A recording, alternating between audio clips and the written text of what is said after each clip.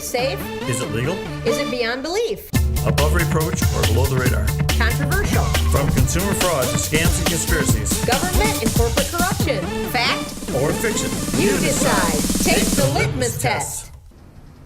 Hello, my name is Kevin Camps, and I serve as Radioactive Waste Watchdog at Beyond Nuclear here in Takoma Park, Maryland. We are a national watchdog organization on the nuclear power and nuclear weapons industries. And I also serve on the board of directors of Don't Waste Michigan, representing the Kalamazoo chapter, which is my hometown. And I'm on the task force for nuclear-free green energy of Great Lakes United, which is a coalition of U.S. and Canadian groups on both sides of the Great Lakes, about 170 coalition group members. My name is Paul Gunter. I'm director of the Reactor Oversight Project at Beyond Nuclear. I've been involved in the nuclear power, nuclear waste issue now for about 35 years. And I was brought up in Detroit and was part of an activist movement in New England from 1976 through 1990 to oppose the construction of the Seabrook Nuclear Power Station in Seabrook, New Hampshire. And it was those public actions that essentially kick-started the anti-nuclear movement here in the United States. And that was called the Clamshell Alliance? Yes. That was, the organization was a New England-wide organization called the Clamshell Alliance, but it actually spawned a lot of other organizations around the United States in similar actions of nonviolent direct action, public education, political action, education programs on the issue of nuclear power and nuclear waste and the connection to nuclear weapons. Okay, and tell us a little bit more about what you do here at Beyond Nuclear and some of the actions that you're involved in Michigan. Okay, well, Beyond Nuclear is 2 years old, and we have stayed involved at Palisades. That's how I first got involved in nuclear power issues back in the early 1990s. My entree to anti-nuclear activism was the moment in time when Palisades ran out of storage space for its high-level radioactive waste in its indoor storage pool. And at that point, Palisades began to store high-level radioactive waste 150 yards from the waters of Lake Michigan in these outdoor concrete and steel silos. That was back in 1993. That's how I got involved. I did volunteer work in Michigan for the 90s on anti-nuclear activism.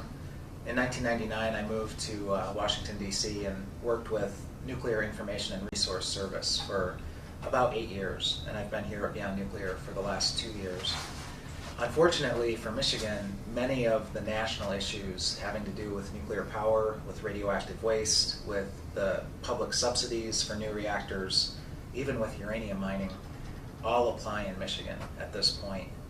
Palisades, in a nutshell, is one of the most dangerous reactors in the entire country. There's a proposal to build a new reactor in southeast Michigan, Monroe, called the Fermi 3 atomic reactor. And right there, you bring up the issue of taxpayer subsidies for these new reactors to the tune of billions or even tens of billions of dollars. And if a new reactor is built in Michigan, if Palisades continues to operate for another 20 years, this is increasing the risk of Michigan being targeted for radioactive waste dumps of different stripes. A high-level radioactive waste dump for the irradiated nuclear fuel from not just Michigan, but from other states across the country, and a regional so-called low-level radioactive waste dump for all the other categories of radioactive waste that reactors generate. And here at Beyond Nuclear, we cover all of these issues. My focus here is the radioactive waste and the nuclear power subsidies. Well, when we met down in the South Haven area regarding the renewal of the Palisades plant, there were a number of issues that were important, and some of the things that you testified to and discussed with the Nuclear Regulatory Commission led to their going ahead to approve a renewal of the license. Could you discuss some of the issues that were relevant there, and what were some of the issues that were excluded? I know that I had questioned about some of the epidemiological studies, or whether there were any regarding health effects on those in the community. Could you Could you address some of those concerns about Palisades? Yeah, we worked from 2005 well into 2007 trying to block the 20-year license extension at Palisades. We went in knowing that the Nuclear Regulatory Commission is a rubber stamp agency. They had already at that point rubber stamped over 40 license extensions, 40, across the country. But Palisades was such a dangerous, risky plant that we decided we couldn't just let this pass. And so we engaged in the NRC process. The main safety issue that we raised to the NRC was the issue of embrittlement of the reactor pressure vessel. And what this means is the neutron radioactivity that's flowed out of that chain reaction nuclear core at Palisades has punched microscopic holes in the reactor pressure vessel itself. This is the container in which the nuclear fuel chain reacts. So this vessel is highly brittle. It's probably the most brittle reactor in the entire country. And the danger is, if in an emergency, the emergency core cooling system is activated and cool water is pumped into the core, the hot vessel hit by that cold water could be like a hot glass under cold water. It could fracture. And if that were to happen, there is no contingency plan to avert a meltdown at that point. The only thing between a catastrophic radioactivity release and the environment extending well past Muskegon is the containment building at Palisades, which for decades has had problems of its own. I mean, back in the 90s, they actually left a breach in containment for a number of years. They left an opening in containment. So if they had had an accident back then, it would have vented to the environment. So that was the main safety issue that we contested. We had a former Nuclear Regulatory Commission staff person who was the whistleblower at the NRC on this issue on a national scale, this pressurized thermal shock issue, this embrittlement issue. And the NRC really did not look into this matter. They eliminated our contention on embrittlement for technical, legalistic reasons. They never addressed the merits, the technical merits of our concern. And in fact, they've since weakened the pressurized thermal shock regulations. And the reason they did it was to accommodate the Palisades reactor. Because Palisades, over the course of the last 40 years, has violated NRC safety regulations on embrittlement several times. And every time it does, they simply weaken the regulations to allow Palisades to keep operating. So it's a real gamble with the safety of the entire state of Michigan downwind that Palisades is allowed to operate today.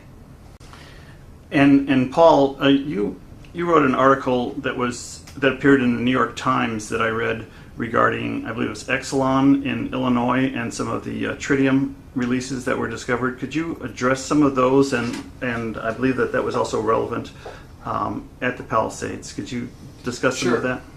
Well, nuclear power plants, in the process of their operation, they generate a whole host of radioactive isotopes.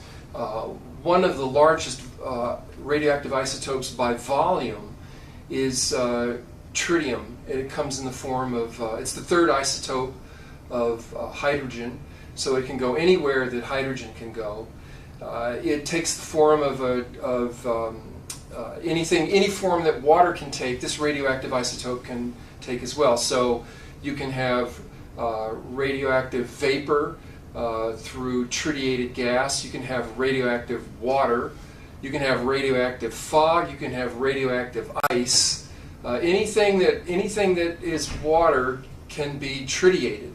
And the nuclear power plants are, along with nuclear weapons tests, are the largest contribution, man-made contribution of tritium on the Earth's surface. And one of the main concerns here is that tritium, while it's generated in large volumes at nuclear power stations,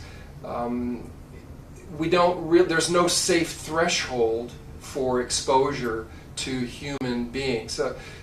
Tritiated water, for example, can pass the placenta barrier. So a mother drinking a glass of tritiated water can then pass that radioactive dose onto a first trimester fetus, which is the most vulnerable of of our species, and the risks of exposing the fast-growing cells to tritium is much greater for a developing fetus than it is for a 25-year-old male working at either the Cook or Palisades nuclear power station. But the standards are not protective. They're not protective of the most vulnerable of our population. So that's sort of the background. Now, as these nuclear power plants have been aging, and frankly not managing and maintaining things like underground pipes and underground tanks, and this infrastructure corrodes, we've been seeing more and more incidents of groundwater contamination from leaks of tritiated water. These first came to public attention in the state of Illinois. We were working with a community in the Dresden area and also in the Braidwood area, where it was discovered that tritium was leaking from the nuclear power stations, and the company Exelon Nuclear, which is the largest nuclear utility in the U.S., was not reporting these leaks. And in fact, there were two leaks, one in 1996 and another in 2000, where the Braidwood nuclear power station leaked more than 3 million gallons each in two separate incidents of tritiated water that was just allowed to soak in to the ground, and it moved into people's yards. There were shallow land wells, drinking water wells. There was contaminated horse ponds.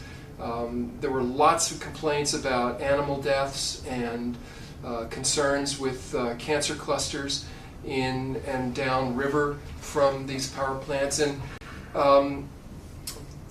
but more of concern it was that the company had basically trivialized the exposures of this radioactive isotope to public populations. And the U.S. Nuclear Regulatory Commission has stood in support of basically what we see as an inadequate standard and a less than transparent process for protecting the public.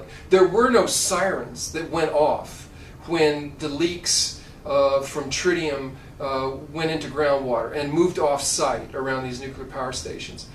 We think that there should have been a public notification. Instead, the company Exelon, as was subsequently disclosed, virtually every nuclear power station in the United States has had a undisclosed leak.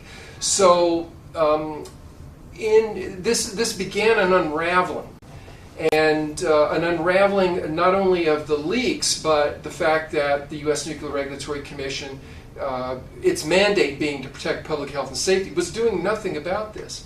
And in fact, what's happened is that the U.S. Nuclear Regulatory Commission, its management strategy and enforcement strategy for dealing with these ongoing leaks was to turn the whole reporting process back over to an industry that had failed to disclose, now to voluntarily disclose. So the whole process now for Palisades, for Cook, for Fermi, for all the U.S. nuclear power stations in the country in reporting such leaks to groundwater is now a voluntary initiative by these power companies. What that does is it effectively nullifies any kind of enforcement policy, where you would think that the company should be mandated to immediately report directly to public by, I would say, tone alert systems, or even sirens would be appropriate for this kind of exposure. now the power companies are basically able to just report it voluntarily, and what that does is it nullifies an enforcement policy. We had worked with the Obama, then Senator Obama, to raise the standard for reporting, and as a result, Senator Obama did introduce legislation in the state of Illinois to require prompt and mandatory reporting, not only to the U.S. Nuclear Regulatory Commission and the state, but also at the local level through media. And he basically hit a brick wall in the Senate committee with that legislation and then didn't actually follow up on it. Subsequently on the campaign trail in Iowa during the primaries, the caucus out there, he had basically said that he had passed legislation, and we had to correct him on that in terms of the front page story in the New York Times that said essentially this is still an open item, that there still really isn't an enforcement policy, and that it still is a voluntary initiative that the U.S. industry can abuse as well as they did before in not disclosing. Well,